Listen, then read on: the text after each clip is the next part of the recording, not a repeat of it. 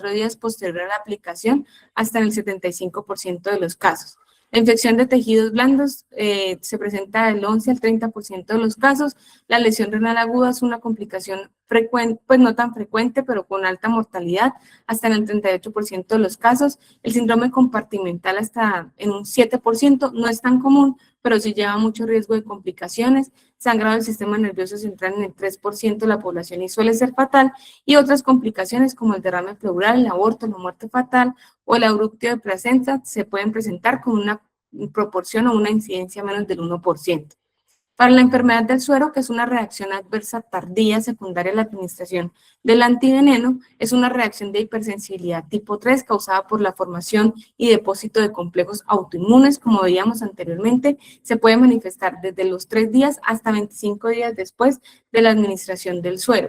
Estos pacientes lo que se van pues a manifestar son la presencia de fiebre, urticaria, artralgias, linfadenopatías, proteinuria, neuropatías, adenomegalias y los abones característicos. El manejo va a ser con antihistamínicos, analgésicos y corticoides.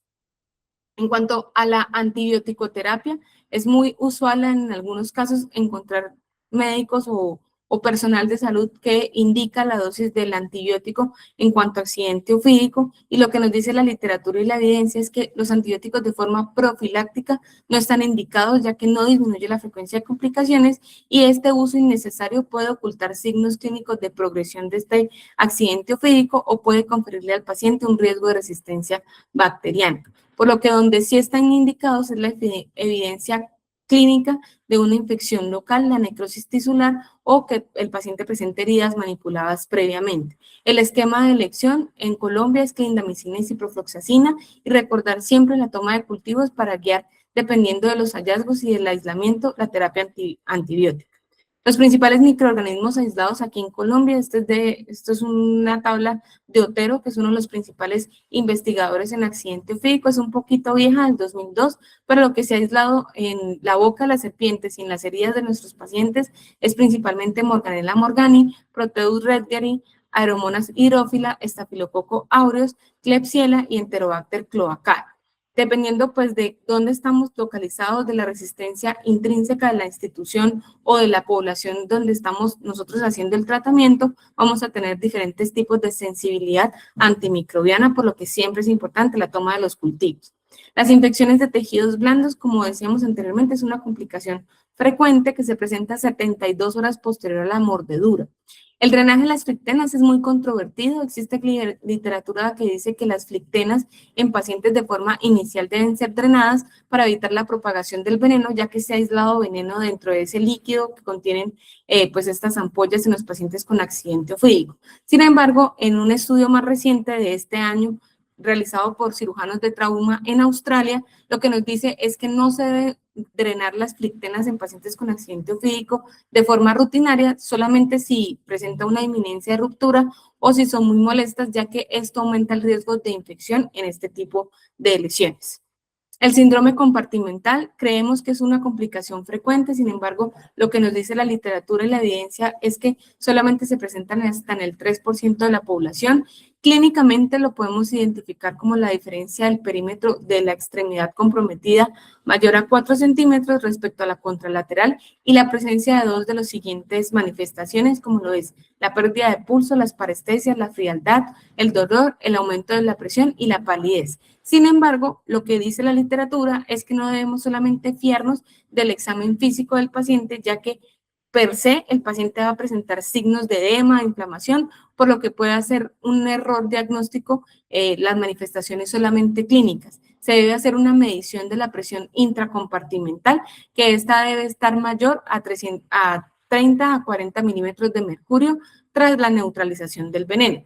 Si nosotros documentamos este aumento en la presión mayor a 30 a 40, podemos, digamos que, indicar la realización de una fasciotomía siempre previo a que mi paciente haya recibido la dosis completa del antiveneno. Si se realiza antes, esto puede aumentar el riesgo de propagación del veneno y de complicaciones. Sin embargo, existe un tratamiento diagnóstico que nos plantea la UDEA, que pues, nos dice que podemos utilizar el manitol al 20%, 1 gramo por kilogramo de peso, para disminuir esos efectos locales a nivel de la extremidad comprometida, disminuyendo el edema. Lo que se ha observado durante pues, el análisis de varios pacientes es que el uso solo del antiveneno mejora los resultados, los tiempos de recuperación son más cortos y tiene una menor morbilidad a largo plazo, por lo que la fasciotomía, digamos que no está indicada de primera línea, se debe tratar de hacer un manejo, digamos, conservador en este tipo de complicaciones. La lesión renal aguda es una de las principales causas de mortalidad, especialmente por crótalos hipotrópicos. Siempre debemos administrar líquidos de forma un poco más agresiva, 20 a 30%, 20 a 30 mililitros por kilogramo, individualizando siempre qué paciente estamos administrando los líquidos. En caso de la mioglobinuria que sea muy marcada, es fundamental realizar la alcalinización urinaria y si la falla renal progresa, se debe interconsultar a nefrología para determinar el requerimiento de la terapia de reemplazo renal. Algunas de las terapias adicionales que podemos realizar, el uso de hemoderivados, recordar que nunca se debe administrar antes de neutralizar el veneno, ya que si nosotros ponemos sangre a nuestros pacientes, damos un sustrato para que este veneno haga más efecto y genere más complicaciones. Realmente hay algunas indicaciones muy específicas, como pacientes que requieran cirugía de forma inminente, pacientes embarazadas con riesgo alto, o sea, que estén en un periodo de parto y el sangrado muy grave. Para las plaquetas tampoco está indicado el uso o la administración de plaquetas de forma rutinaria. También hay una indicación específica y es una trombocitopenia menor a 20.000 plaquetas y que los tiempos de coagulación estén prolongados, normales, perdón, y que mi paciente presente un sangrado activo. Para los glóbulos rojos en especial, se dice que se puede administrar si mi paciente presenta una hemoglobina menor a 7 gramos sobre decilitro, y que tenga adicionalmente hallazgos en el examen físico y en los, pues digamos que en su estabilidad hemodinámica esté comprometida, es decir, que tenga un choque secundario a ese estado de hipovolemia. Recordar que el plasma fresco congelado, los crioprecipitados, el ácido tranexámico y otros agentes no van a estar indicados en este tipo de población. En conclusión, para terminar y cerrar esta exposición, el éxito en el manejo del accidente ofídico no va a depender únicamente de conocer la serpiente, sino de comprender el veneno, reconocer el síndrome clínico, iniciar oportunamente el antiveneno, recordar que tenemos dos, por lo que es importante identificar qué especie de serpiente fue la que inoculó el veneno en mi paciente para poder hacer la administración adecuada del antiveneno. Muchas gracias. Este es el código QR del post-test.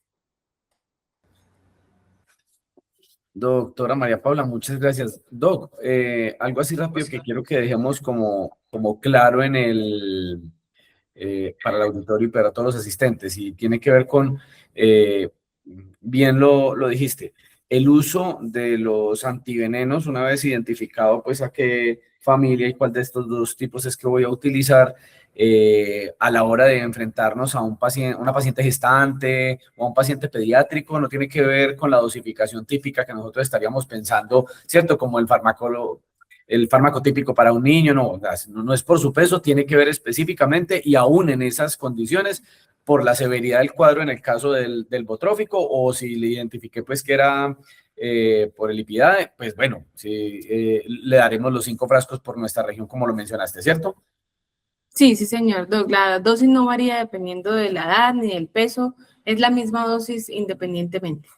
Y de todas formas, o sea, para la gestante, pues independiente, digamos, de su punto de gestación, lo que tenemos que hacer es intentar controlar Administrar el antiveneno. el Sí, señor. antiveneno. Exactamente, si no, Sí, no hay mucho más. Te iba a preguntar que de pronto nos terminaras de complementar o nos aclararas, por si fue que se me pasó a mí, como en estadísticas propias aquí, ¿qué tienes reconocido? ¿Qué tan frecuente es la presencia de estos accidentes ofídicos? Doc, digamos que aquí en Pereira, pues es que, digamos que es que esta exposición estuvo dividida en dos partes, principalmente por eso, porque la primera parte fue encargada de la identificación de la serpiente, pero pues aquí les comparto un poco de la epidemiología local, cuáles son las serpientes más comunes en nuestra región para que lo tengamos muy en cuenta. Está aquí.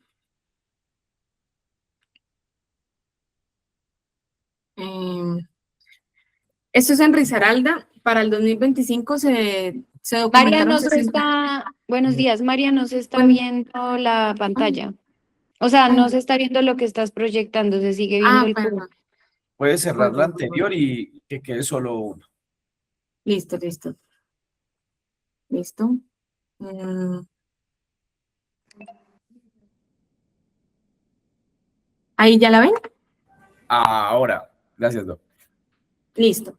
Entonces, digamos que para Colombia específicamente, para el 2025 se documentaron 4.951 casos con una letalidad del 0,67% y pues con una incidencia de 9,26 casos por cada 100.000 habitantes en el 2025 en Colombia. Y para el 2026 se han notificado, esto es el boletín epidemiológico número 23, es para mayo aproximadamente, 1.722 casos con una incidencia de 3,33 casos por cada 100.000 habitantes y una letalidad del 0,40. Importante que acá en Risaralda, en el 2025 se notificaron 61 casos con una incidencia de 6,08 casos por cada 100.000 habitantes y el municipio que más frecuentemente se observó y con mayor incidencia fue Pueblo Rico. 24 casos para el 2025, con una incidencia aumentada del 13,01 casos por cada 100.000 habitantes. Es decir, tiene una incidencia mayor que la incidencia a nivel Colombia. Para lo que llevamos del 2026, en mayo, que es el boletín epidemiológico, se notificaron hasta ahora 26 casos, con una incidencia de 2,58 casos por cada 100.000 habitantes. Y dentro de los principales municipios que se han documentado mayor accidente ofídico es Mistrató, Pueblo Rico, Belén de Umbría, Santuario y Pereira. Y adicionalmente tener en cuenta, esto también es importante, es que nosotros como en la ubicación donde está Pereira, pues Risaralda, tenemos si bien el predominio de las especies de serpiente de la región andina, también tenemos un componente a nivel del Pacífico. Eso es importante porque en el Pacífico se han documentado más serpientes de botrieches. Igualmente el tratamiento es igual al que fuera un bipérido, el tratamiento es exactamente igual a si fuera un bootrópico, pero es importante porque este tipo de serpientes, las botriechis, que son denominadas comúnmente como las serpientes de pestañas o las serpientes, son como las serpientes más bonitas que hay, estas serpientes suelen morderse en la mano porque son arborícolas. Entonces, es muy común encontrarlas en los cafetales y eso también es importante en cuanto al reconocimiento. Y las especies más comunes aquí en Risaralda específicamente es Botros asper, como lo nombré anteriormente, que es denominada terciopelo, mapanao talla X, y también la Botriechis schlegeli, que es la que les digo que es la denominada serpiente de pestañas, tiene unas crestas o la cejona también le llaman, a nivel de los párpados, digamos, o del ojo en la parte superior, que pareciera como si tuviera pestañas. Se llama pestañosa, cejuda y víbora de pestañas. Muchísimas gracias por la aclaración, Doc. La última, no a modo de corchar ni mucho menos, porque yo sé que tú lo colocaste ahí, pero en cuanto a lo que percibimos ya en vida real de disponibilidad de los venenos antiofídicos, hemos tenido buena respuesta por parte del ministerio y hay buena disponibilidad del propio, del Instituto Nacional de Salud, o se ha tenido que estar utilizando de pronto mucho de los de Brasil. No, no, señor. Realmente nosotros contamos en todas las instituciones, como mencioné anteriormente, esto hace parte pues, de los medicamentos indispensables en todas las empresas prestadoras de servicios de salud, por lo que el suero antiofídico, independientemente de si es polivalente para bipéridos o polivalente para elápidos, pues realmente está presente en todas las instituciones teóricamente y pues hasta el momento no han tenido complicaciones. En Medellín, en Antioquia, sí se documentó una ausencia de suero porque en ese momento no se pudo extraer suficiente veneno de la serpiente para realizar el antiveneno. Y ellos lo que hicieron fue, como les nombré anteriormente, llamar al CREP para ayudar a que de otros departamentos le mandaran el suero. Desafortunadamente ese caso clínico está reportado, ese paciente no se le pudo administrar el antiveneno y se tuvieron que realizar otras medidas de soporte como la utilización de hemofiltros para realizar la extracción del veneno. Sin embargo, pues no tuvo la suficiente eficacia ya que el antiveneno es el único tratamiento estándar en este tipo de accidente. Listo, muchísimas gracias. No, te lo comentaba porque justo tú nos presentas que dentro de todos los casos nacionales tuvimos como una cobertura de uso de antiveneno como el 78%, creo que esa era la estadística nacional. Sí, sí, Entonces, señor, lo que pasa. ese otro 22% tuvo que haber caído en esos casos en los que justo no había disponibilidad, no teníamos forma de que locaciones aledañas pues lo aportaran. Y finalmente, si no hay suero antiofídico y tenemos un caso concreto de envenenamiento, pues de un accidente ofídico con toxicidades elevadas, si es botrófico o si fuera de la PIDAE, pues sin interés. Esa es la única medida que ha demostrado pues contener el proceso y funcionar como tratamiento, porque las demás pues siguen siendo medidas de soporte. Realmente ese otro porcentaje al que no se le administró el antiveneno es porque no se hizo una identificación adecuada. Lo que pasa es que comúnmente se cree que todos los accidentes ofídicos tienen manifestaciones a nivel local y como ya vimos en la exposición, la celápide no presenta manifestaciones locales, Crotalus no tampoco presenta de forma pues tan severa las manifestaciones locales, por lo que muchos pacientes fueron diagnosticados erróneamente en cuanto al accidente ofídico y no se les administró el antiveneno realmente.